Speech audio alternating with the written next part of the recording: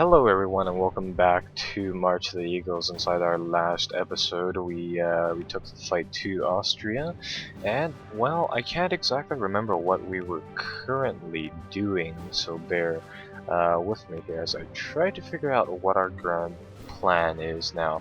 I said we'd sweep up Austria, I know that. It's November 1807. I think I'm going to take a month off. Just to get my army re-equipped and ready to fight another war with them, and in the meantime we can deal with Great Britain. Well, we are at let's see, plus 35 war score with them, so that is pretty good. Now, the only thing that really stands in our way right now is Britain's navy. If we can destroy that, we've won the campaign. We've won this game if we can destroy the British navy, because that's the only thing we need right now. So let's take a look at the victory conditions tab right here, and we have dominance at land. Russia is catching up at that, but as soon as we get naval dominance at 100%, we will essentially just win the game like that, just based off of that one stat. In the meantime, we need to supply our armies. Our cores have been depleted by some amount, so we've got to get our armies reset up. They're gonna get reinforced with more men. That's always good. Combine. Nope. Actually, never mind. Always need to be assigning leaders inside this game, and the other thing that you need to do is that you need to keep track of what troops are where, because the game does have a nasty habit. Oh, I think I just saw something new here. Ooh. Yeah, you can pick out the different strategies you want each flank to use. Ooh, that is neat. But the thing is that the game doesn't try to auto-balance your flanks or any of that, so it's kind of annoying having to go back into every single little bit of places like that and just restructuring all of that. I'm going to put some of our points in economic ideas, simply because France really needs the manpower right now to reinforce our armies after each war. Speed up time, give you guys a nice look at the globe right now. We are waiting for our troops, our manpower to kind of surge and then get used up. Ooh, the map actually it turns in. Ooh, that is cool. The map gradually turns green inside the summer months, so it's February. That is good. Pause the game right here, and our armies are back at, I wouldn't say full strength, but at a good amount of strength right now, so our armies are kind of formed up. Now the only question is whether or not we actually want to carry out a war with Austria right now. It's kind of a fragile time.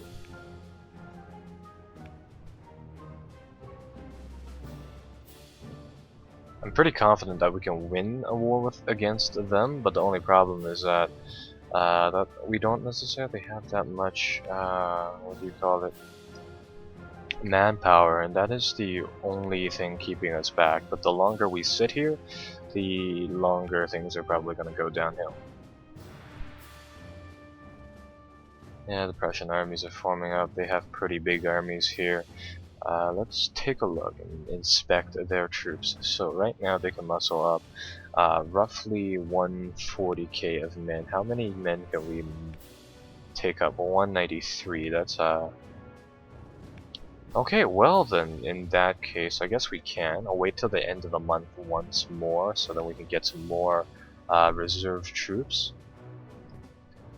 And now that we have a little bit of a buffer, I guess we can actually go to war with them. So let's put another point into supply attrition ideas to remove some attrition. If we reduce attrition by a little bit, that'll help us a lot in the long run. That'll kind of help us reduce our manpower hunger, so to speak. And now it looks like we can go to war with Austria again. Actually, no, we have a truce with them. In that case, let's grab the troops over here and the troops over here, and we're gonna go up here and bully some of these small German minor countries. Who else can we give this task to? Army D, do whatever army this is, I guess we'll send up there. And I believe what we can also do is that we can request troops from the Swiss, but they don't have very much. Siege the lands of Brunswick, and we're gonna annex them. So for peace, annex them like that. Peace offer from Portugal. We're gonna accept their white peace.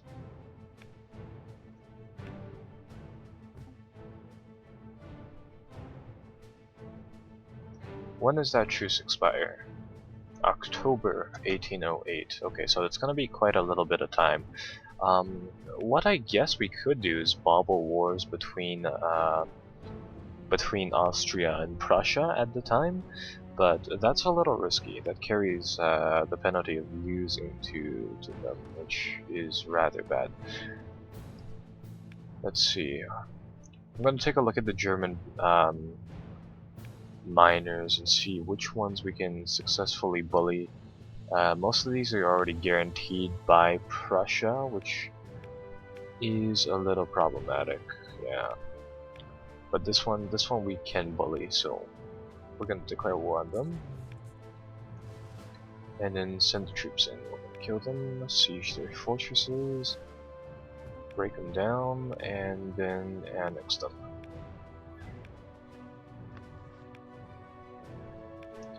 And that'll turn them into a friendly shade of color for us. And we're just gonna keep checking up on places like the satellite of Prussia. I'm not necessarily sure if declaring war on the enemy does, or declaring war on a satellite country actually does anything to kind of push, to push their war score back. Or no, not their war score, but gives us one of those like CB things. What am I saying here? To fight us. I'm not sure if it does that. Where is this revolt? Right there? Somebody threw a rebellion against us, but I'm pretty sure it's already dead by now. British have 77 ships. Holy cow, that's a lot of ships. We're gonna try to stomp out the British once again over here. So we're gonna siege, take that over, and let's move in for the kill.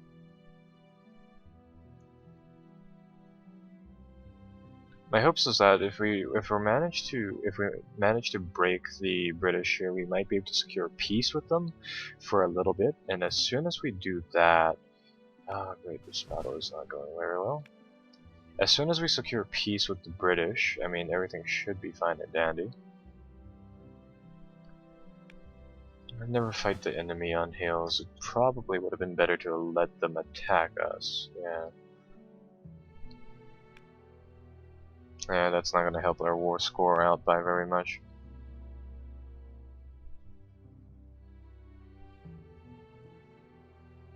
But there is not a lot to be done right now. I mean, we just simply don't have enough manpower to really do anything.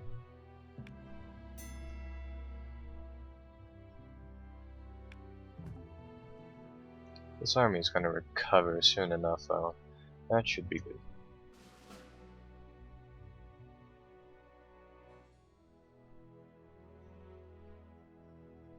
Oh, good, they're marching on us. Good. In these rocky areas, if we just simply kind of hold the line, I think we will be able to inflict like quite a lot of casualties onto them. Or maybe not. The British seem to be able to beat us on this front. That is really strange. Oh, that's right. It might be just the AI. It really doesn't do a good job in separating the flanks. So if we take a look at the troops, yeah, we have an open flank for really no reason. That's just simply the AI doesn't take care of that for us, which kind of sucks.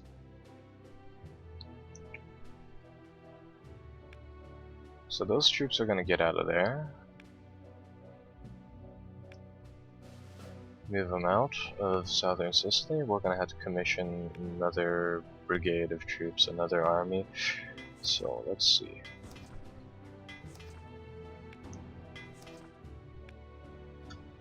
Heavy with the powder cannons, and then we're going to get a few dragoon brigades.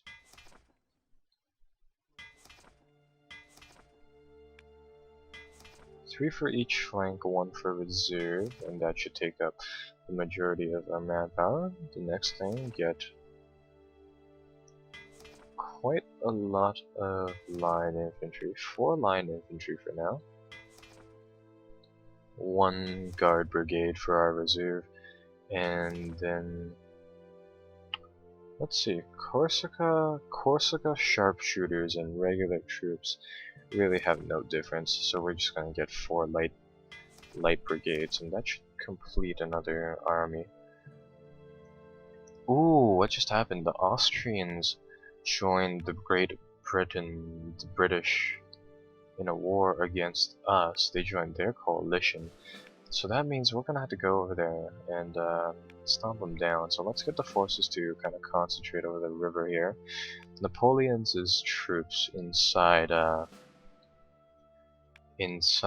here are going to have to form up, and the first thing we're going to have to do is get rid of this problem of having troops everywhere for very little. Like, see, we have so many troops on this flank, but barely any on any of the other flanks, and I really don't know why this happens.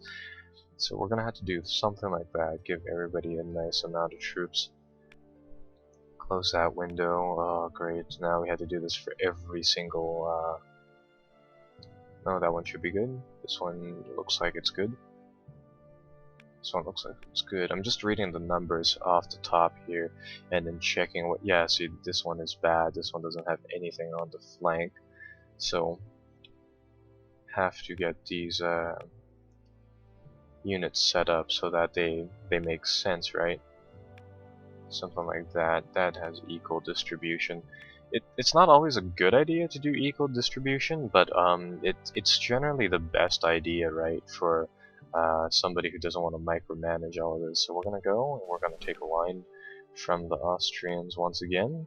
We're gonna get 1 major army to come over here, and they're gonna just siege all the villages, something like that. And that should be, yeah, that should be it, really.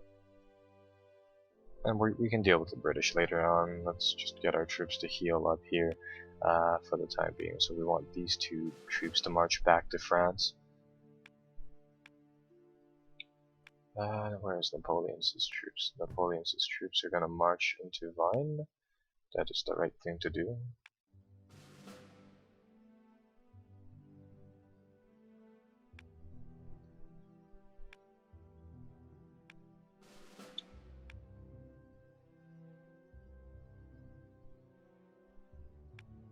Something like that should be enough to handle them. A siege force here is going to split up into 2 armies, so then we can take multiple towns at once. I found out that you don't need to take anything else apart from the towns to increase our war score against the Austrians here. So I kind of figured there's no real point, right, in taking any of the land apart from securing bridges for us to kind of carry supply over from troop to troop.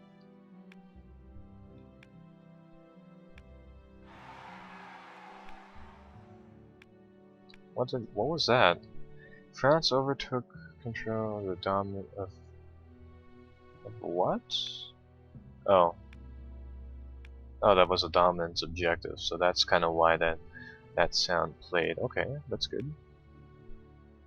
We're gonna siege these 2 places.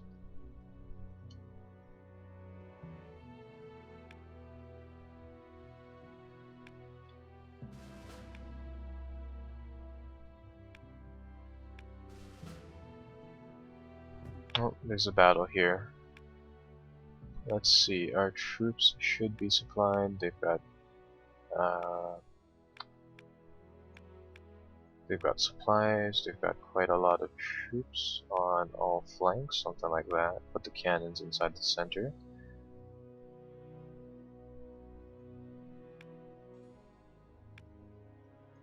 And that should be good. Both should be marching to the sound of guns so that they can provide mutual support for each other.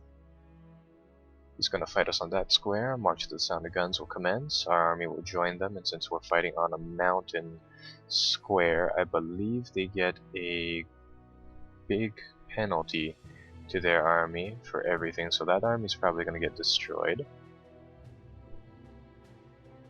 Yeah, victory for quite a bit. So we managed to do quite a little bit over there. Took them down by a few points. That's always good. Let's see. Grand Army's gonna move back where they came down. That sound kind of bothered me. That kind of scared me for a little bit there. Cavalry Italy is probably gonna follow up and try to get them. Troops here are going to pull out because we're taking quite a lot of attrition sitting here.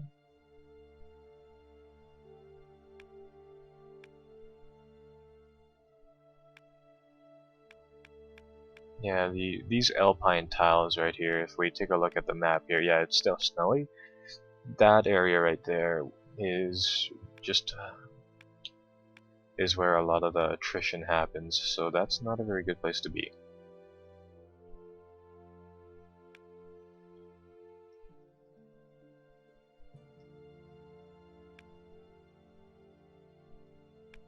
Let's see what happened here. So we won another fight against the Austrians, that is very good. We really need to put on the pressure for these guys.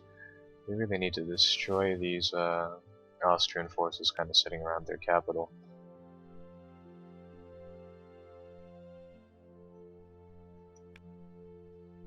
Alright, and these troops should be moving forward to siege.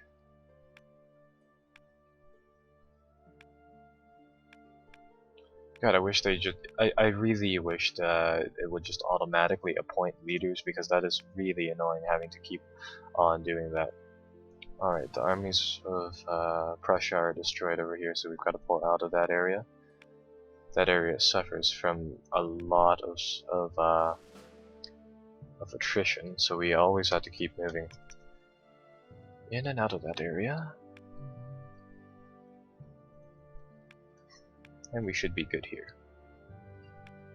Maybe move Napoleon into wine, and then move the lackeys of Napoleon out of wine.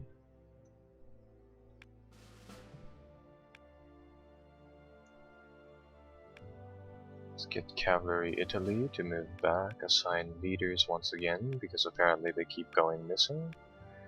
And that looks fine.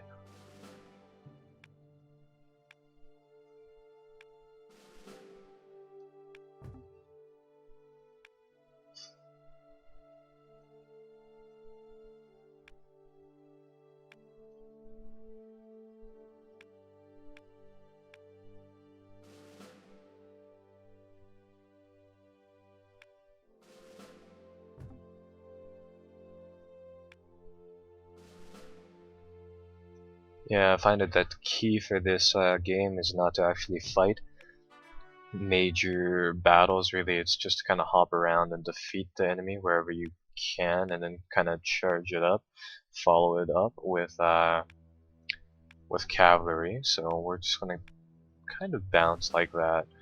Have to move a lot of troops from northern France down here.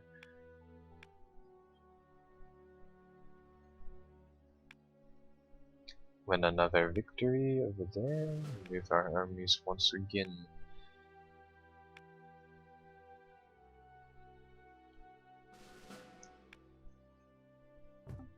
How are we doing in Sicily? Let's take a look at that. We're gaining a lot of war exhaustion right now, but I presume that's because of the Austrians over here. You should be marching to the sound of guns right now. This is a major battle right here. French lines have almost collapsed. We only have one flank. We're gonna march to the sound of guns to get some more troops up, but I fear that isn't gonna be enough. Let's bring more troops into the fight. Napoleon's army should be able to keep him kind of busy. Ooh, what is going on up here? That's not very good. Yeah, but Napoleon's troops should be able to keep them busy for quite a little bit of time. Their flanks are actually breaking, but the only person that's there is this one general right here that we have, who is a pretty good general, admittedly, but he's the only person that's holding. Let's get another troop to enter the field. That's gonna make them break a lot faster. Yeah, the Austrians are suffering quite a lot of losses when compared to ours. 40k dead, 100k dead, or 10k dead on our end. Grand Army is going to chase. Everything else needs to spread out. We need to take some more of these Austrians as settlements before we bail from this area.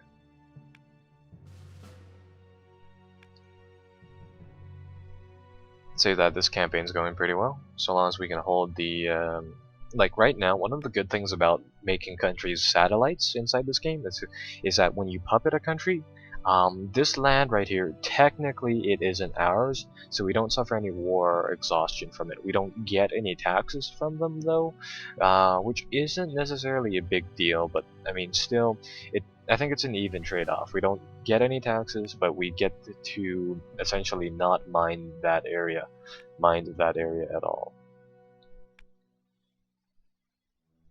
I hope eventually we'll be able to actually turn over the British soon enough.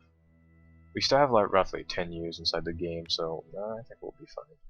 Chase down their armies right here, bleed them dry, bleed them dry. Uh-oh. It's not very good. Our armies are being bled dry over there.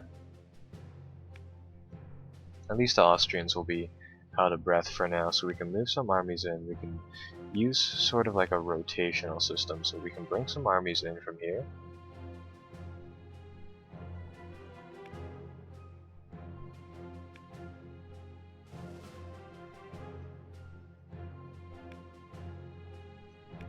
And there we go. Here, let's split up Cavalry Italy into smaller chunks, because they're going to be assigned to one simple mission of taking all of this land. I just remembered that we have to take all of this land in order to successfully annex it in the future. With these bigger countries like Austria, you can't satellite them very easily. At least to my knowledge, the war score you required would be way over the amount of war score you can actually get inside inside the game really in general, because if I click on it, speed up the game here, and then demand tribute like this, if I went here to puppet or satellited, actually it doesn't even give me the option to do that, so well, there you go. It's fairly difficult to do that.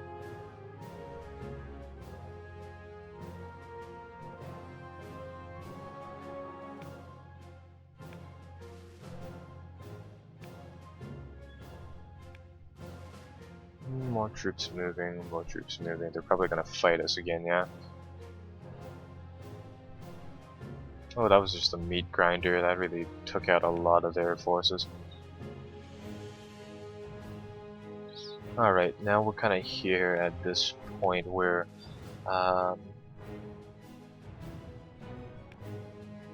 really need to move all of our troops from one place to one place and just take out as much of the Austrian army as possible, so that later on we can just kind of sweep all of this land up and grab the nice little basin of land over here, move these troops forward like this.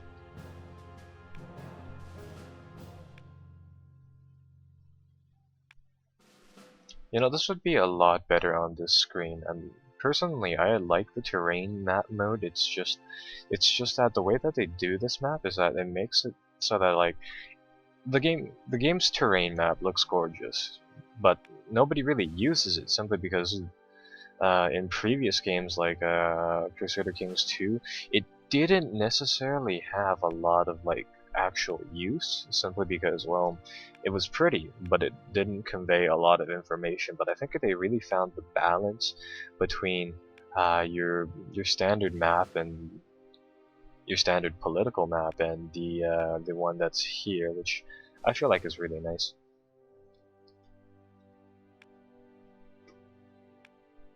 Alright, now we've swathed up quite a lot of Austria. We can annex them again, but I kind of want to bump that war score up even more. So let's well, let's actually do that. Let's get 2 armies over here. Always have to reassign those leaders, which is a pain in the ass. But we'll just do that. Move them over here, and we'll just take those 2.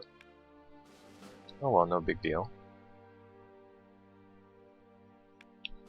We get to figure out the key for destroying enemy units completely. That would be very nice to know.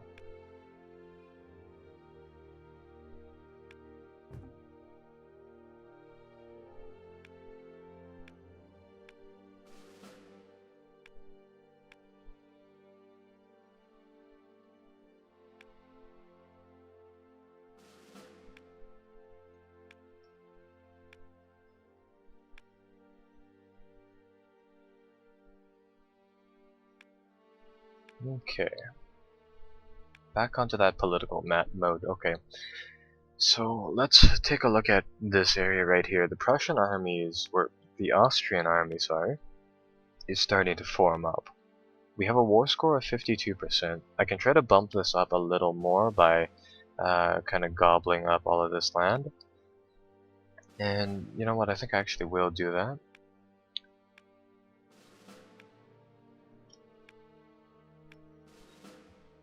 The thing I'm kind of wondering about is what exactly Great Britain is doing while we kind of do this.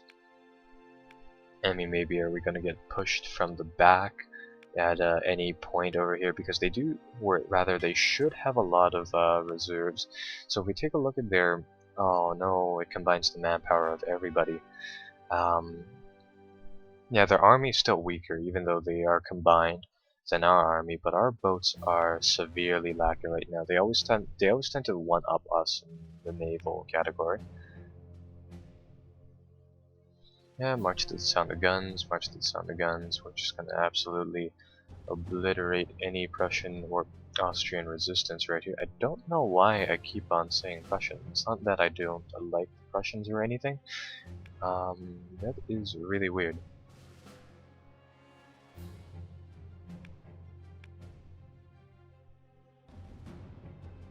Yeah, 2 more victories, another victory here, another victory there.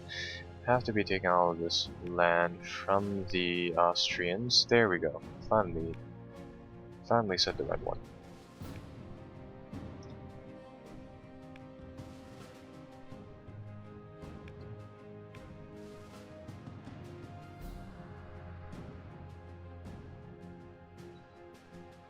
And I think this army is ready to form up now, so that is very good.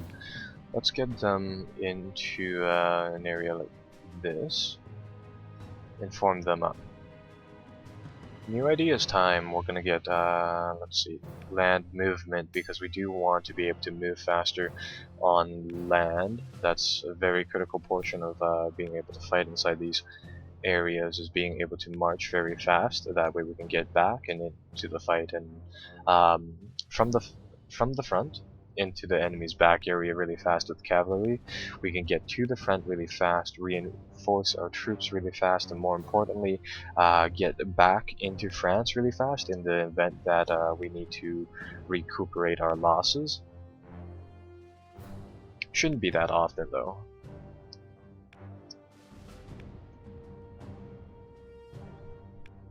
Alright, now I'm pretty happy with all the land we've gained over Austria, so let's demand some tribute from them. Take all of this for us. They would not accept this offer, they would accept this offer. We have to try to push our offer right here by a little bit. They would accept this offer, would not accept this offer. Alright, let's see. Yeah, we're just gonna do that, and besides, I think that if we take more land... Oh, Actually, the more land we take from them, the more prestige we gain from the Austrians. So actually, I am going to work on taking all of their towns, simply because that will give us a ton of prestige and land, which is both useful. So let's beat the retreat, I guess, and really push the war into Austrian soil. No town will be spared from our forces. We'll probably speed this up. I doubt the British will actually try to land some sort of coherent force onto our shore. That was a really nice victory right there. We fought them with not half our numbers, but a fairly low amount of troops.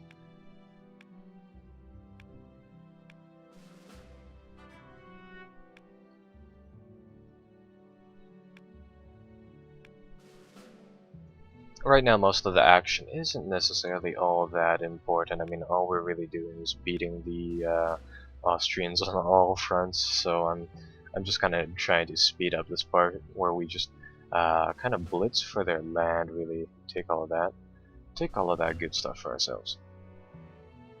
Swab it up like that. So let's go like something like this. Take this province over. And let's take a look at what's happening in Sicily. So they finally managed to get full occupation on the island, which is not bad for themselves, I would say.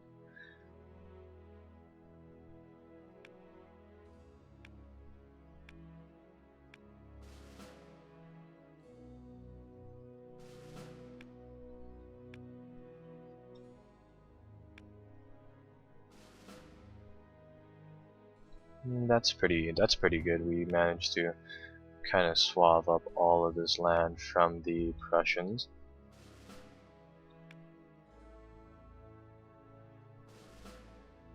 We're the Austrians. There we go. Gotta keep track of that. But the point is that we've gained a ton of land from them, and with every single fortress that falls, we gain even more war score. So I think this will be it, really. I think now we can finally demand full recompensation for all of this. So yeah, war score of 82. Let's do that once again. So let's take up oh, I don't know. No, I don't want that piece. I want all of this heartland region. I want most of the really juicy stuff around the wine, because it will give us quite a nice little bit of both prestige and the ability to just invade them really fast inside the future. So if we do something like that, they're gonna accept it, obviously. There we go. Austria accepts our generous peace offer, and now we get to pull all of our troops back from the front and into our own lands, and just kind of reset them up again. And I think I'm going to end it at this part. Another Austrian campaign finished, which is really nice.